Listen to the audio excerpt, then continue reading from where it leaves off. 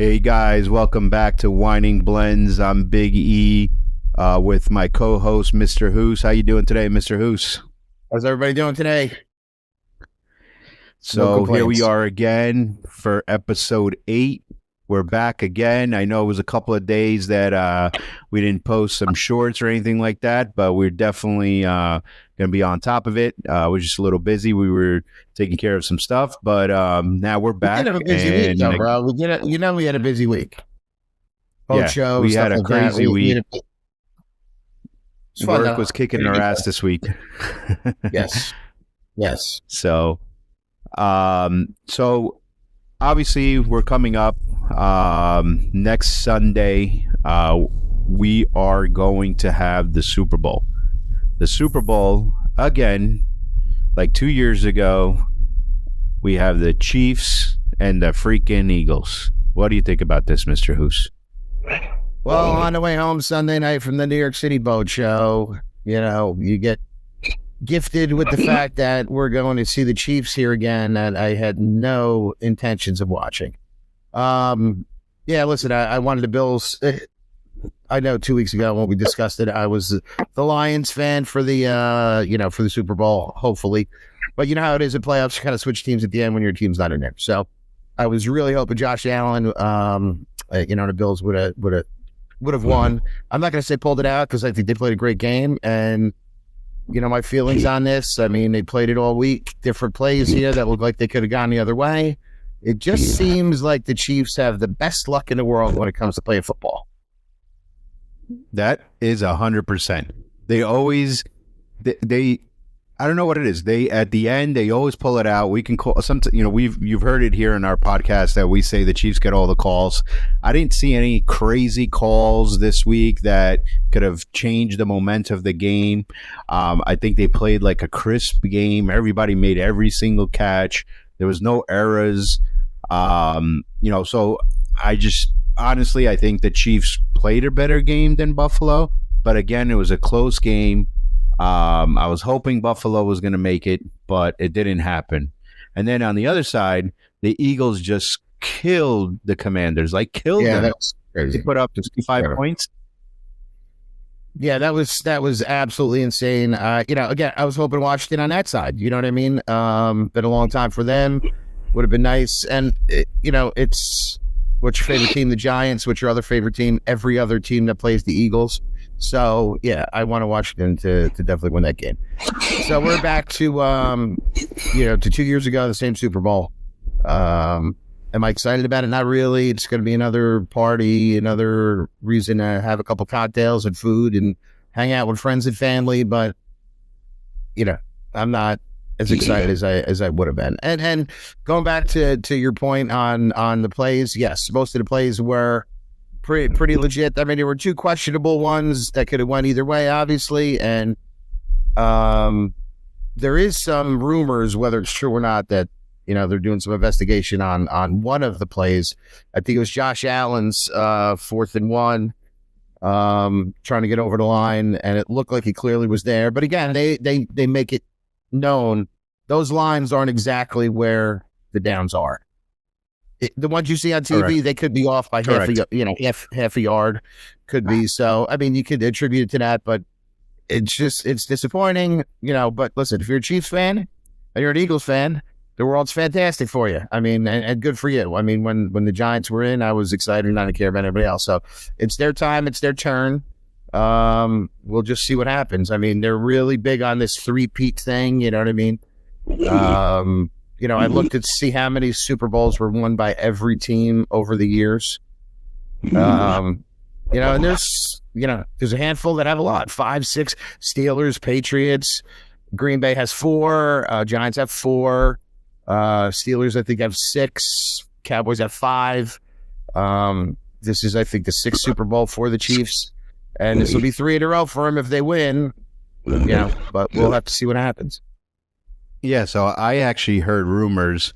Obviously, this is just talks amongst people that they want the Chiefs to win a three-peat so everybody can start talking about the Patriots dynasty. I don't know how true that is, but they said that the NFL is just tired of hearing that the Patriots had the dynasty with Tom Brady and Bill Belichick. So they're saying if the Chiefs get a three-peat, then that's the talk of the town now because no NFL team has. Yeah. Right, yeah, and then you got Andy Reid. I mean, I love Andy Reid. Don't get me wrong. Andy Reid to me he's a great coach. There's no doubt. And he coached the Eagles, and I hated him because he was coaching the Eagles. But no question, great coach. So I have no issues with that at all. Have you seen the talk about the logos for each Super Bowl? No, I haven't. And they have colors. So for the last 4 years, if you're out there in TV land and you Google it and you can see it, the colors of the logo for each Super Bowl for the last 4 years pretty much match up with the teams that played. The difference is the logo was made a year before. So This morning I saw the logos for the logo for next year's Super Bowl, and it's like blue and silver. It says Lions and Raiders all over it by looking at it, and that's next year. So, you get a chance to Google logos for the Super Bowl, and each year, they have the Roman numerals and they have them in colors. And for the last 4 years, they've corresponded with the teams that won a year later after the logos were designed. What kind of shit is that? The question, did this year's logo was green and red? Yes. It's red. Really? It's like red with like a teal green. Really? Yep. That is interesting. It is. So you think this is all a setup? It kind of looks it. I think since FanDuel and DraftKings and since gambling was legalized and now, I mean, you see them, they're sponsoring the NFL. You see you see the commercials for it. How are they not in business together? That's true. I mean, the picture's on the wall. I mean, the painting's on the wall. I think you're going. I think you're going here. You're going somewhere here. Hold on. I'm gonna look it up right now. Super Bowl. Yeah. I think you're going somewhere here because now that I think about it, I remember them talking about the logo last year, and it was the same thing. So, and now you were telling us it's been 4 years in a row. I mean, you're right. All the gamblers. I mean, we see plays now like guys not going all the way to the end zone, and they don't go to the end zone, and a lot of people lose money.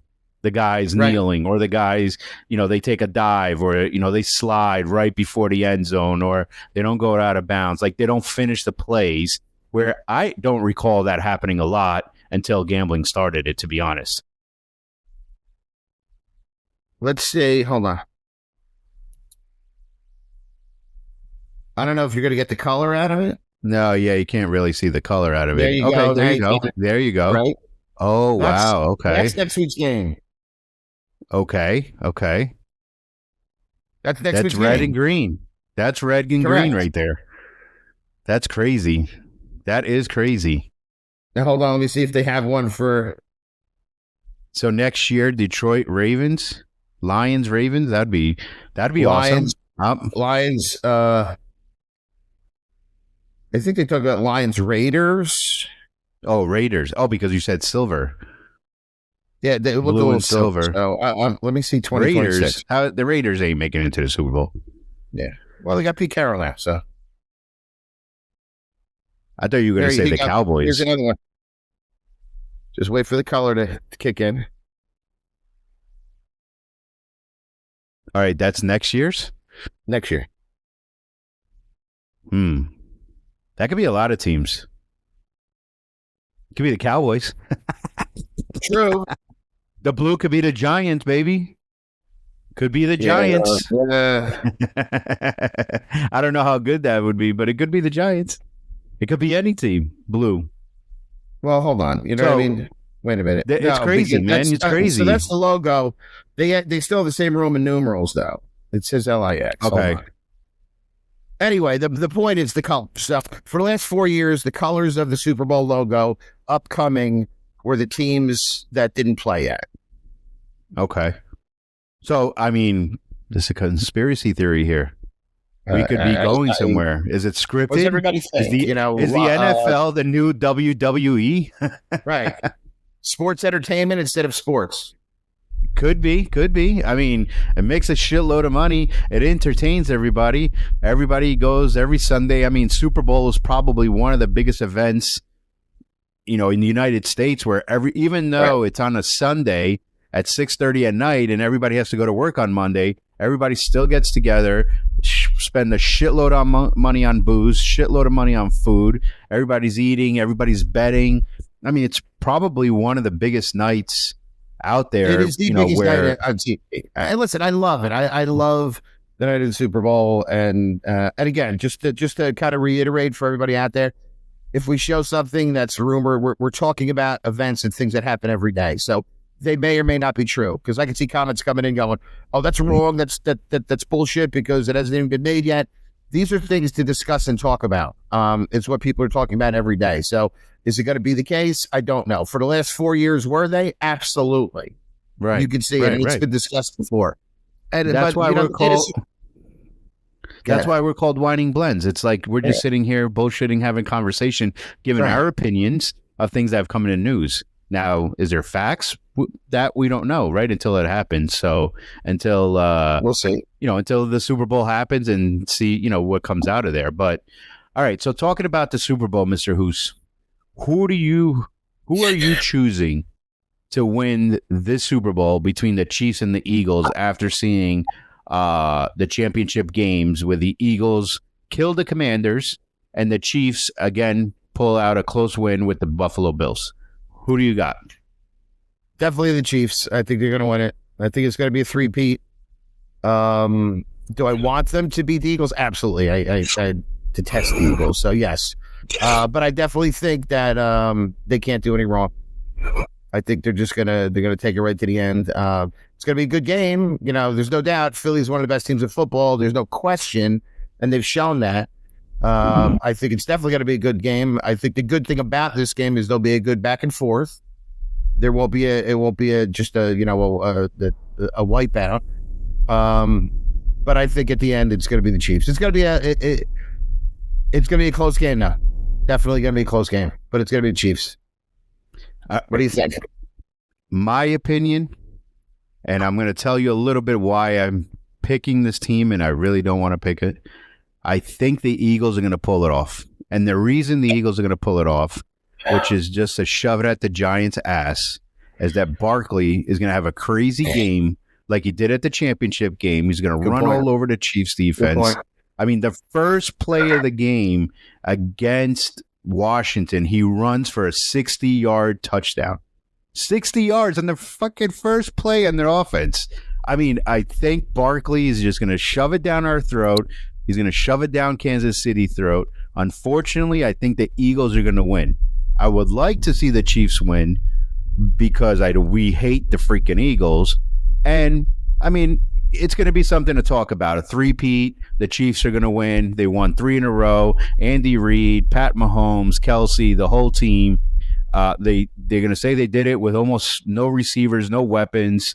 Their defense is actually playing pretty good. That's what's been keeping them in the game and keeping it close. And Mahomes at the end always makes the plays, makes the plays that he needs to make for the touchdowns for them to win, either by 3, by 7, whatever. Typically, it's one score.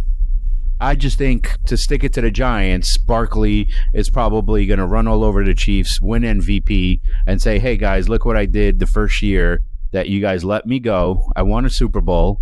I almost broke the rushing record, which he could have if he really played against us. He could have broke the record easily. I think he needed 65 yards. Right. And then he had a crazy championship game. And I believe he scored 3 or maybe even 4 touchdowns. And I think he's going to do it again in the Super Bowl. I think he's going to come out and just kill it. And unfortunately, the freaking Eagles are going to have a parade. And if that's the case, then John Mara is going to shit himself and go punch Joe Shane in the face. I think he should fire Joe Shane if the Eagles win the Super Bowl because of Barkley. I mean, it's Barkley would have never did that well with us anyway. It doesn't mean I want to hand you off to someone else. But it goes to show that when you protect the guy, he plays well, I mean, I think we had a better O-line this year than we had last year. I'm not going to say maybe. I mean, the Eagles O-line is ridiculous, so I'm not going to say that he was going to, do what he did this year with the Giants. I don't. I agree with you, Mr. Hoos. I don't think that would be, that would be hard to say. Correct. But again, I mean, we could have signed the freaking guy. I mean, he's, he makes plays on his own as well. I mean, he's a receiver. He rushes good. I mean, he's got a little bit of blocking. He can burst for speeds and run for a 60-yarder and a 55-yarder or whatever he had. I mean, it's crazy. So, I mean, he's definitely a game changer. So we offered him $13 million and said, go test the market. The Eagles paid him $13.5. It's crazy. It's crazy. But now, listen, here's the thing. Now they'll sign him to a big contract. Oh, yeah. Yeah, now they have no choice. They'll sign him to a big contract. And guess what? He'll get hurt second game of this season. True. Wishful thinking, Mr. Hoos. Wishful thinking. Anyway, all right, guys. Hope everybody enjoys the Super Bowl. Have a lot of food. I like the Super Bowl for the food. So everybody brings some different foods, sandwiches and whatnot. Have a couple of drinks. I mean, you can't get too crazy because mostly everybody has to work on Monday. I actually heard people even saying, why don't we do this Super Bowl on a Saturday? They think they'll have better ratings. I mean, I don't know how you can get. I mean, I guess you could get more ratings because your ratings are through the roof already on Sunday at 6:30. But I could see where Saturday. I think it was talking trying to change the weekend to balance it with Martin Luther King Day, I think, to give an automatic day off after the Super Bowl. So somebody had mentioned after that the Super Bowl, yeah. Right. Yeah, that Super Bowl national holiday Monday after the Super Bowl. Everybody gets a paid day off. You should be off that day because you want to go out. You want to make it like a Saturday night and have a great time. It is what it is. Yeah, 100%, 100%. It's a party day. It's a good day. It's the best day of football because you have the two best teams competing. That's true. That's true.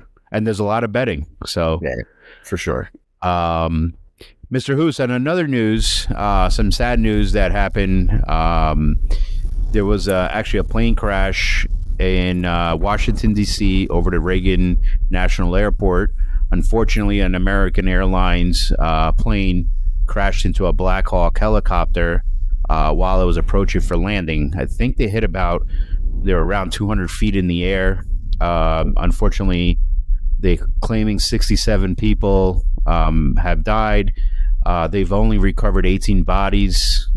They do not see that. Obviously, they don't think there's any survivors. There's videos out there where you can actually see when they collide. I mean, my question is, we have all these electronics. You have the tower. They said it was a clear day. Yes, it was night, but it was clear that you could see 10 miles out.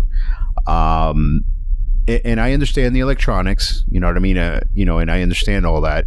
I think helicopter was more on a visual and the airplane was more on electronics. But my question is, how does this happen? How does a plane crash into a military helicopter? Or I don't know if it was military, but it was a Black Hawk. It was a Black Hawk, yes. Military, right? Yeah. So how does an airline crash into a helicopter? Neither pilots saw it happening. The tower didn't see it happening. I mean, I really don't understand. Maybe, Mr. Hoos, you have a little more insight on this than I do, but I just don't understand how this can happen, especially at 200 feet. You know what I mean? Coming in for landing. How does this happen? First of all, I don't fly all the time. I fly, 3-4 times a year. Everyone's always a little nervous when it comes to being up in the air, obviously. After last night, my daughter was on a plane this morning to Florida with her mom, and I was all nervous last night, and it's like, you're nervous no matter what when it comes to a flight. The thing is, 100%. I always feel good when we're landing. When you're just about to land, you feel like this is in the bag. You're done. You're close. And then this happens. So terrible, terrible, unfortunate incident. My thing is, these two, the helicopter and the plane, were both in contact with the tower. The tower had to know they were both there and where they're at. Did somebody not listen to an instruction? Did somebody wasn't paying attention? This plane is landing. To me, they have the priority. I think his name is Sean Duffy. He's the new transportation secretary. He was talking last night. And they said that these are routine maneuvers by the Army to do these training missions at night, which the helicopter was on a training, just a training mission. And it happens on a regular basis. If you see the video too, you even see another plane in the air. So there's a lot of busyness going on with respect to that. And obviously it's the tower that quarterbacks this whole thing and makes sure everybody gets where they need to be. So, you can't say whose fault it is. You don't know. But yeah, the scary thing is if the tower is in control and is kind of jockeying everybody where they need to be, how did this helicopter get anywhere near the landing of this plane? I mean, it's talk about right away. Whatever the rules are, the plane was scheduled to land and cleared to land. So now this plane is getting ready to land, and all of a sudden this helicopter is out of nowhere crashing with the plane. So, lost you. You're back there. You there? Yeah, I'm here. So I don't know. It's so unfortunate and upsetting. And everybody wants answers, obviously. Right. And I'm with you. I mean, everybody's scared of flying, but I'm the same thing. I was thinking today, I'm like, I get more relaxed when I see you're 500 feet from from the ground, 300 feet, 200 feet. You're like, all right, you're landing, all good. Nothing's going to happen. You're going to, right. you're close to you're close enough to the ground that the pilots can maneuver or whatever to make it not that bad if something happens, right? But yeah, I mean, I was just, and the thing they said it's 1 in like 20 million that it could happen because there is a certain distance that they can avoid each other, but to collide at the same time, the way they collided, that it's so hard to even try to do that it was crazy. I mean, another report that I was actually listening to the Sean Hannity before we came on. Now there's reports that the tower had only one person on the helicopter and one person on the plane watching them. And normally it's supposed to be 2 and 2. So the tower at the Reagan only has 19 employees, and they're, by the FAA rules, they're supposed to have at least 30 employees, which is not happening. And supposedly it hasn't been happening for years. Oh, wow. I mean, that's interesting. That is very interesting news. I mean, I think something needs to be done. I mean, it's not a huge airport, but it has a lot of traffic. It's a busy airport. It's busy. It's a busy airport. Yeah, it's a very busy airport. I mean, and it's a national airport that everybody's flying into DC. There's so much that goes on to DC. I mean, you're talking about politicians. You're talking about people going in for business, people leaving out for business, coming back. I mean, it's huge. You know what I mean? It's huge. So, absolutely. I mean, it's scary for the people. Like you said, your daughter was on a plane today. It's scary. I mean, something has to be done. I think the FAA needs to step up. They need to determine what the issue was here. And I think this needs to be some resolvement on making sure our skies are safe again. Because, 1 in 20 million. Okay, it happens 1 in 20 million. I mean, let's make sure it doesn't happen again. You know what I mean? Especially on my lifetime. I don't want to see that craziness. Within the time of and the distance that they were, how long did you ahead of time did you know that this was actually? It wasn't just a second. I just noticed it. Now I'm going to crash. It's mind-boggling that they can even come that close. It's mind-boggling. Exactly. Like with the instruments that we have, you have the tower. They said it was clear. So I'm interested to find out if they can find out how this happened, because it's not a weather problem. It doesn't sound like it was any computer or radar problem. I mean, was it human error? I mean, was it human error all the way around from the tower to both pilots? I mean, could be possible. I mean, let's see what their investigation comes out. And I think we never really hear the whole thing of what really transpired, correct, with these crashes and things like that. You know what I mean? So, well, sad news, unfortunately. Yeah, unfortunately, sad news for the family. My condolences to all the families on the Yes. on both on the airplane and then the helicopter. My condolences here from Biggie from and Mr. Who's from Winding Blends. 100%.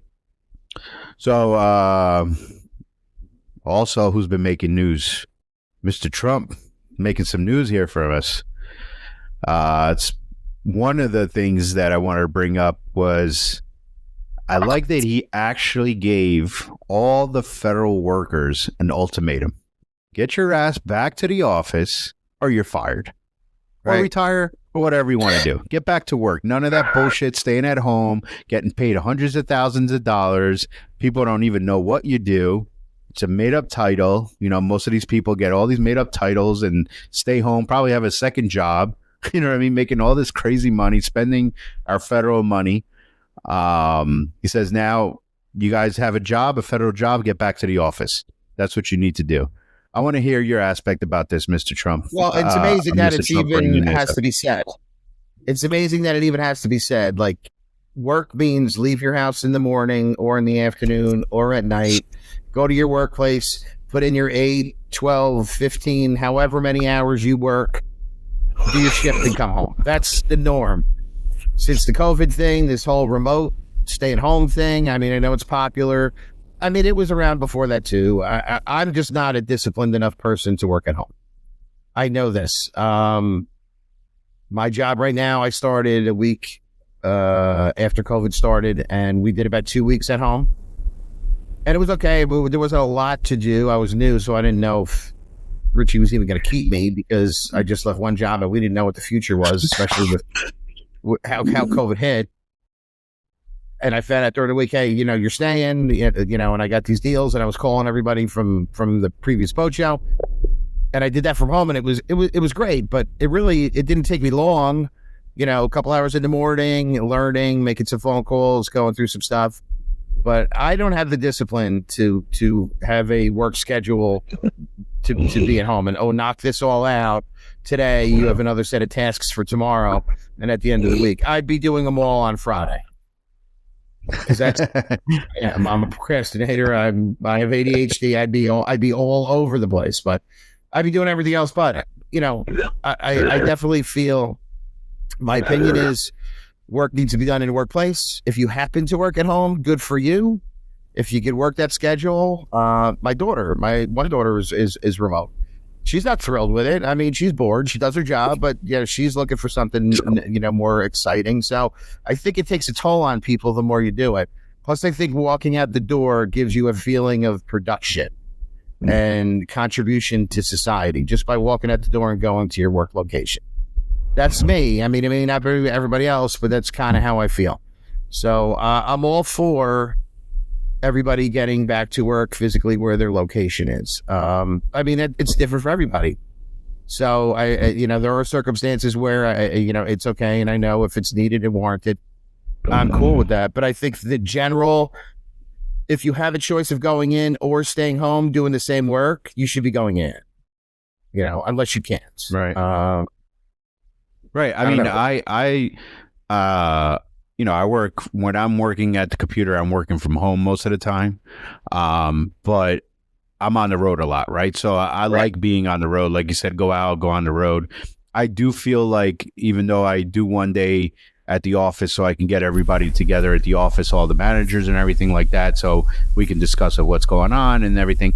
I just think sometimes if like for me, example, my opinion, if I'm too much in the office, it's like we're having too many conversations and I'm not doing what I have to do on the computer in my part of my job, right? So, but I'm on the road 3 or 4 times a week, sometimes 5 days a week, but I can go do my appointments, get back and get on my computer and get my stuff done. Where if I go to an office, hey, Bob, how you doing? Hey, John, how you doing? You know what I mean? So then by the time you go, and there's that too. I mean, exactly. It's a social visit. But yeah, to be home, if your job consists of you can be in the office like these federal workers, I mean, and I think his aspect of this, of telling people to go back to work, is because there's a lot of people that don't do anything and they're getting paid. I think that's his reasoning, in my opinion, in saying go back to the office, because he wants to weed out the people that actually have a position and have an office, not people that have made up titles and getting paid by the federal government for doing absolutely nothing. And Sure. their title is a made up title. And, because they were friends of somebody Sure. or the family member or the husband or the wife. And they're like, yeah, we'll give you a federal job. Just stay at home. We'll pay you $150,000 a year. Don't worry about it, because you don't have to come to the office anyway. Now you're getting called back into the office. Now people can what's not being done that should be, that we could kind of streamline here. So I think it's also a way of checks and balances to kind of figure out is that extra work not needed. Let's weed out the crap. Right. Save money. Money. I mean, listen, those hard workers that are there, if they're required. My daughter's boyfriend, he works for the Department of Transportation for the government. He works at home. Legitimately, if he had to go to work, he's got to relocate to Washington, D.C. He doesn't know what he's going to do. I mean, he's looking for other jobs. He's doing his thing. But is there a satellite office in New Jersey for that? We don't know. The kid's a hard worker, and he does a great job. So however he ends up, he's going to fall on his feet. He's going to be fine. I just personally think that, when the majority of people that need to get into their workplace and get done is the way to go. The exceptions are there. So my opinion is, for the most part, you should be going to work. But if your job warrants or requires you to be at home for whatever reason, and that's okay, that's okay too. But it just shouldn't be a general rule. It shouldn't be for everybody. No, 100%. I mean, hey, this is part of what he said. He's going to clean up federal funding, right? So this is his first step of trying to, or actually not first. He's done a lot of steps already, and he's been in office, 3 weeks, 2 weeks? Yeah. Not even. Not long at all. Not long at all. He was getting stuff done before that anyway. I mean, right. I come back to the boat show at the hotel room, and he's on TV with the hat on, and Melania's next to him. He's in California roundtabling it with the mayor of LA and all the representatives over there, and he's putting them in their place, basically saying, put water on his fire. How do you have a fire hydrant without water? Yeah.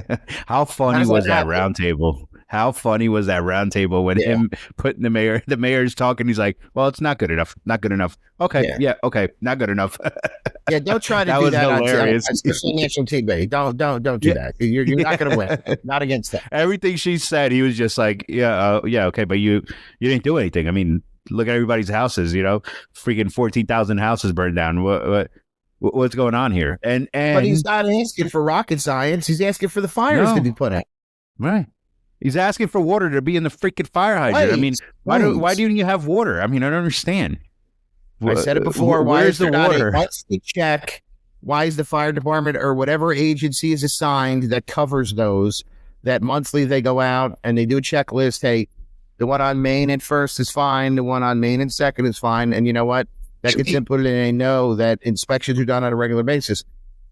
Remember, as kids, the fire hydrants would be open and kids are running in front of it. They do it every now and then, but you don't see it done like it used to be. Are we not checking these vital instruments that, but God forbid you park next to one, you're going to get a ticket immediately. Yeah, 100%, even though it has no water and they can't use it. But yeah, park there. In California, the ticket's probably like $400. Sure. So, hey, you park a fire hydrant. Well, I know it has no water, so who gives a shit? Like, what are you? You're not going to tap into it. It's unbelievable. But here's another thing. So, okay, they start rebuilding. I mean, we're talking about putting a plan together. I mean, this has been in discussion for years. California has fires. It's known. That's one of the natural disasters that happens in California, either being said or not said. It's very dry there. They didn't clean the land. Clean the land. I mean, you clean the land of the debris, it's not going to pick up that fast, or it's not going to be so intense. That there's precautions that could have been done to avoid these fires in California, and they were not done. And I know we talked about this a little bit on the episode, but it's a little frustrating, and it was actually very funny, and I enjoyed watching that roundtable when the mayor is trying to give her reasoning what she's doing and why this happened, and none of it makes sense, and Trump is just shutting it down, not even letting her talk, and it's not good enough, which is right. I mean, the California people, 14,000 homes, they got to rebuild, and it could happen again. So insurance is not insuring homes. Who knows if a lot of these insurances are going to pay for these houses that are burned down, which we know it's millions and millions of dollars. I mean, you're out in Malibu, so I mean, this is just crazy, man. It's crazy. It's crazy that these people, and these are, to me, common sense things. You know what I mean? Oh yeah, these are beyond fundamental. These are just simple, simplistic tools that are used for the safety of the community, and they're not correct. We're not paying Florida attention. is known for hurricanes. What do? Hurricane windows, hurricane shutters. Right. They build cinder block homes. I mean, there's precautions that they try. Now, water, I mean, water that comes from the ocean, there's nothing, high tides and stuff like that. There's nothing you could do. But, I mean, they take their precautions because they're known to have hurricanes. They have their hurricane season. California, You're known to have fires. Try to have measures in place to put these fires out. I mean, come on. Their monthly meetings and their get-togethers should be next week. What are we going to, let's get more. You can easily just decide, hey, your assignment right now, this group of people, start coming up with plans, And if not, Elon's just going to come in and do it anyway. Right. He'll exactly. figure it out. I mean, it's got to be done. It's ridiculous. It's beyond. In California, it's supposed to be, this big thing, with all these celebrities and all these rich people. I mean, come on, guys. As far as fires, I mean, hurricanes, tornadoes, earthquakes, those are hard things to prepare for. What I mean? Fires, I mean, there's preventable things to do for fires. As we've seen, as we watch the news every day, they're talking about these California fires.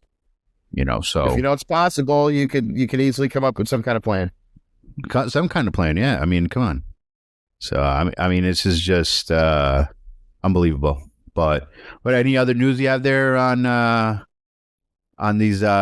Trump, things he's done, Mr. Who's, anything? He's got a new press secretary. She's off and running, and I think these events that we're seeing right now, the fires out in California and the unfortunate aircraft incident last night, it's putting his staff to work immediately on pressing crisis issues. And I thought she did a good job. Carolyn Levitt, her first press conference, it's way better than the ones we've been seeing for the last 4 years. Everybody's kind of getting pulled to task initially. So, and now it's your colors are being shown. You have to get out there and start doing your job, and that's what we're seeing. And so far, so good. As far as I'm concerned, with what they're doing, they're dispatching the right people, doing what needs to be done, giving updates. Clearly, the president is where he needs to be during all of this. He's in more places than he's needed than Gavin Newsom is in California. You don't see him at all. No, you don't. Trump's all over the place. So Pete Hegseth he's out there. He gave a press conference this morning on what's going on. He seemed to have it together, and he wants to make sure that this never happens again, obviously, and it gets investigated properly. So I mean, his cabinet right now is being called to task early on. So yeah. So, all right, yeah, let's see what happens. We're excited. Things are moving quick. Said it's been a couple of weeks. Things are at the same time. He's putting in. He's doing what he said he's going to do, and then he has to deal with these circumstances that are happening, and unfortunately happens on an everyday basis. Mr. Hoos, we are coming towards the end of our segment here, let's say, but I definitely want to bring up. Do you like Corona? Not really. It's all right. I love your backdrop there. I mean, I think you have more Corona stuff. Yeah, they're not even paying us for sponsoring. I can't yet, right? I hope we don't have to pay for it. No, we this is a Corona house, no doubt. It is my favorite beer. And anyone who knows me kind of knows. Giants, Corona, everybody knows. But no, this is my bar. This is the new backdrop, and this is where I spend a lot of my time when I'm not working. And the kids are running around doing crazy stuff. We're not in Key West, handling stuff down there. But this is the new home studio here. So I got my electronic drum set over here, which you can't see. So got a lot of stuff here. I really don't have to leave this room if I don't have to, as long as there's beer here. That's awesome. I love the backdrop. Looks great. Nice. Today I actually went behind the Winding Blends traditional brick and our sign here. Yes, looks We great. actually relocated our studio, so it's it's gonna be a lot easier for us to record a lot faster and everything's set up now. But that's awesome. I can't wait to have a couple of drinks there with you. Summer, we're coming into February now. Looks like hopefully we get rid of these. It's been so cold. I think our lagoons have been frozen. I mean, people are out freaking surfing out on the ice in the middle of the bay over there in Crazy. Point Pleasant. It's been crazy. I mean, it's the cold has been Hey, you can crazy. pull your boat up right behind my house, bro. My boat's not here, That's so true. you got a parking spot. There you go. There you go. Oh, I'm stopping by this summer. Hundred That's percent. another stop on the map Yeah, man. while I'm doing my rounds. So, but guys, again, we love for having you guys with our conversations. We just got a couple more subscribers on our YouTube channel, our TikTok, our Instagram. Little by little, we keep growing. We hopefully you guys grow with us and keep watching our videos. And again, I want to thank our sponsors, Cody Marine, Mystic Lobster Roll from Key West, and Boa Vida Entertainment. Thank you guys so much for sponsoring us. We should be coming a couple more sponsors coming up, and then also some interviews. We're going to probably doing some online interviews with a couple people. We'll let you guys know who the guests are when they get closer, and we confirm these dates. But once again, guys, thank you for checking in with us at Winding Blends. Comment on our videos and our shorts. Give us some love. And we're going to catch you guys on the next episode. Peace out, everybody. Yeah, Mr. man. Hoos, See that? you have a good night. All right, bro. Yeah, everybody.